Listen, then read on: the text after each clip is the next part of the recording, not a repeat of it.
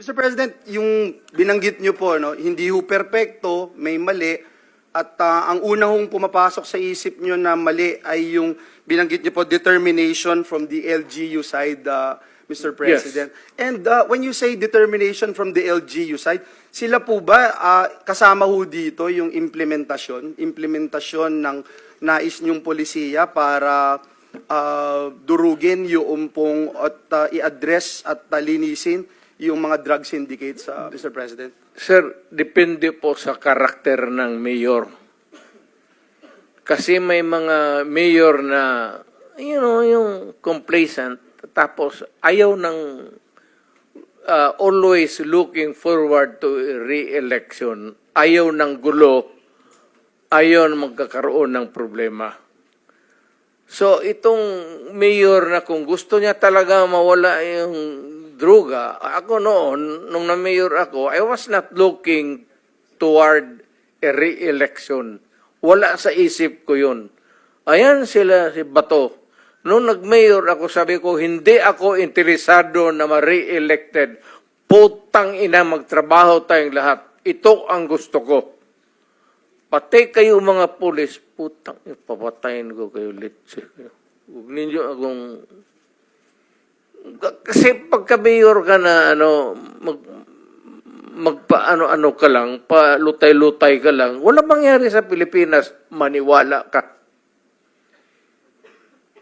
Lalo na yung mga mayors na pumapasok sa droga, yan ang dapat unahin patayin. Just to make of record na sinabi ng dating presidente na yung mga mayor na suspected na involved sa drugs dapat patayin. That is not an acceptable statement ng isang naging presidente tungkol sa mga naging kasama niyang nagtatrabaho sa gobyerno ng mga mayors. For everyone, whether mayor, whether maliit na drug suspect, kahit pa yung mga high-value targets, may due process. And the president of all dapat ang nag-uphold niyan. So unacceptable po sabihin na ang mga mayor na drug suspect ay dapat patayin. For the record, Mr. Okay, Chair. ma'am. Ganito yan. Mabutit dumating ako dito. Pasalamat talaga ako para lumabas, ilabas na lang natin yung totoo. Alam mo, pagka-mayor, pagka-sindikato, hindi mo matanggal yan. Hindi mo basta-basta matanggal yan. And they are there, so many stories abound. Hindi na ako kailangan magbigay ng example sa inyo. Dito sa Maynila, mga mayors, pera.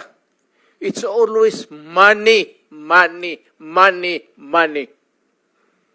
Kaya pagka nandyan, either they are in cahoots with the law enforcers or yung ibang mayor takot. Yung sa probinsya, kung magka-mayor ka, kaya wag kayo, may nakikinig ngayon, wag kayo magpili ng mayor na pitsugin. Kasi wala talagang mangyari. Pagka mayroong mga sindikato, ex-policemen, ex-soldiers na may baril, tapos takot kang mamatay, walang mangyari sa siyudad mo. You have to, maraming problema na nakatago, ma'am, na hindi natin nakikita. Nasa undercurrent yan. Hindi natin nakikita yan. Sino po ba yung mga yon?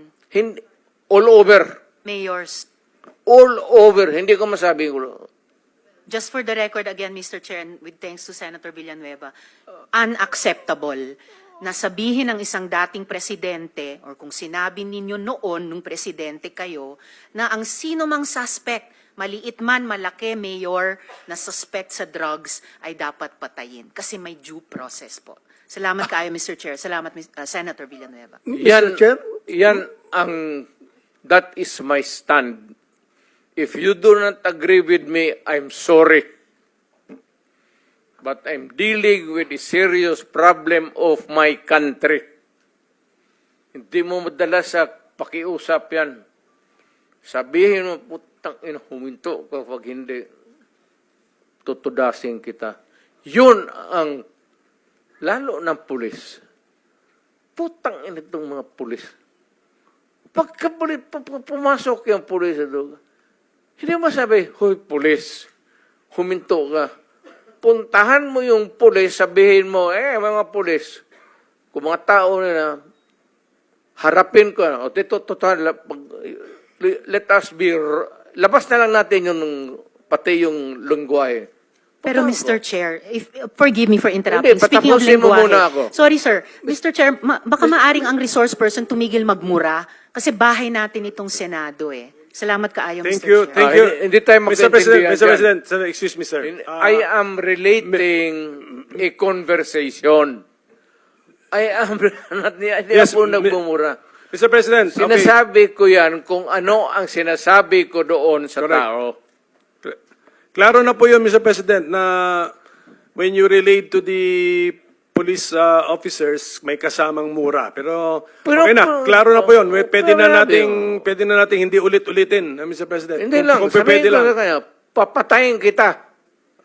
Hindi lang ako magmumura sa... Okay. Iwasan lang po. We try our best na iwasan na po. Anyway, naintindihan po namin.